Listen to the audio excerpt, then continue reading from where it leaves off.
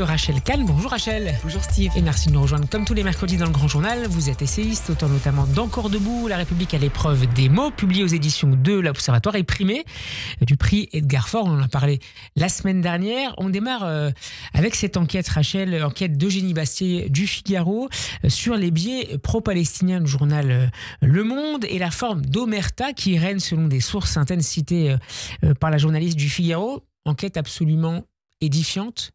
C'est vertigineux. C'est vertigineux, en même temps ça répond de manière très concrète et factuelle à tout ce qu'on avait pu voir depuis notamment le 7 octobre. Après, je veux alerter sur deux points.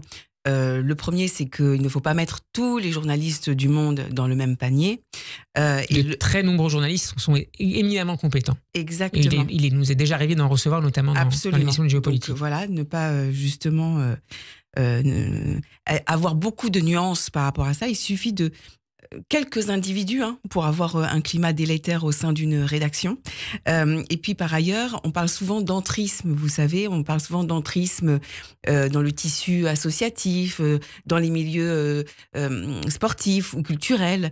Mais l'entrisme, il se fait en réalité partout, pas simplement qu'au sein des institutions ou du Parlement, de l'Assemblée nationale ou du Parlement européen, aussi au sein des rédactions, l'entrisme est à l'œuvre et cette idéologie qui n'est pas une idéologie pro-palestinienne, là ça va beaucoup plus loin, c'est une idéologie qui est terrorisme-friendly, Hamas-friendly, terrorisme compatible, c'est extrêmement dangereux. Avec des affiches extrêmement choquantes qui sont donc exposées au sein d'un bureau du service société du journal. Est-ce que vous vous attendez, c'est pas le cas pour l'instant, à une réponse à une décision ou à certaines décisions de la direction du Monde après ces révélations qui ont suscité beaucoup de commentaires depuis leur publication hier soir sur le site du Figaro? Exactement, moi j'attends beaucoup du Monde qui est effectivement ce journal, on dit toujours de référence, à chaque fois c'est cette notion qui est employée, de référence.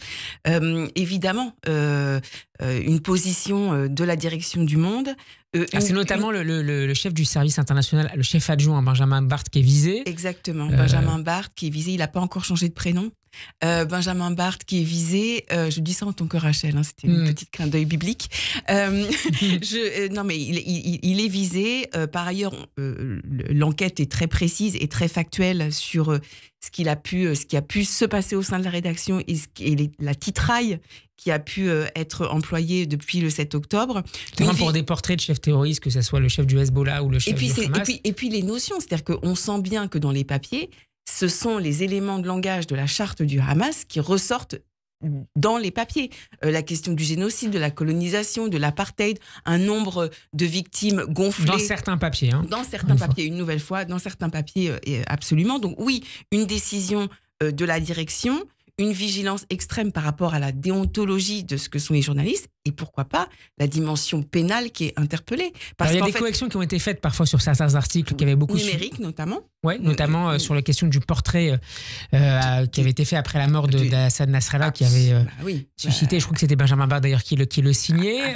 Mais est-ce que, là on est dans la posteriori, est-ce qu'on peut attendre davantage du Monde? Non mais c'est impératif. On est dans une démocratie lorsqu'il y a un journal de référence, même s'il y a des lignes politiques plus ou moins, mais lorsqu'on se dit journal de référence, on ne peut plus laisser ce journal entre toutes les mains. Un journal, ça manipule les opinions, ça manipule les foules.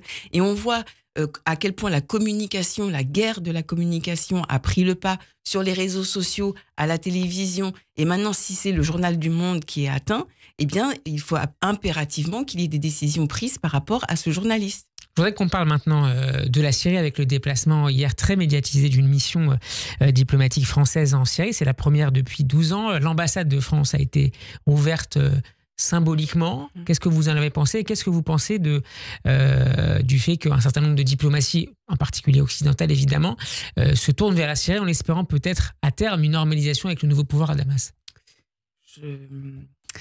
Déjà un petit point sur les symboles en diplomatie.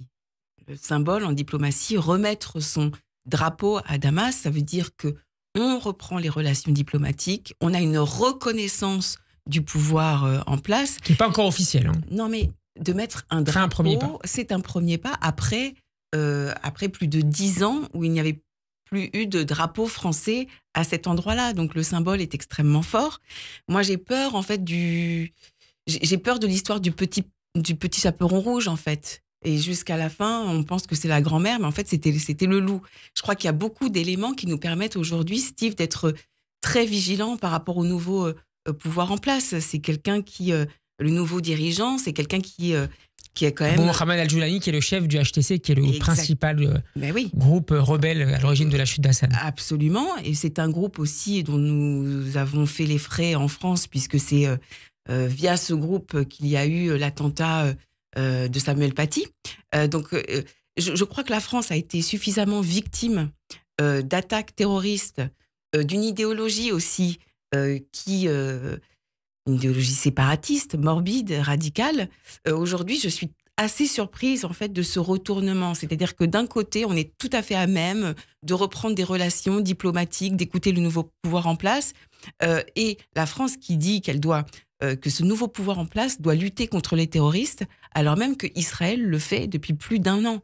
Donc en fait, c'est une forme. J'aime pas cette notion de 2 poids 2 mesures, mais en gros, il faudrait même limite moins parler à Israël de ce qu'elle fait en Syrie que de parler avec le nouveau pouvoir en place. Je suis très frileuse par rapport à cette position. Merci beaucoup Rachel Kahn d'avoir été avec nous. Très bon après-midi à vous et bonne fête de Hanouka. Merci.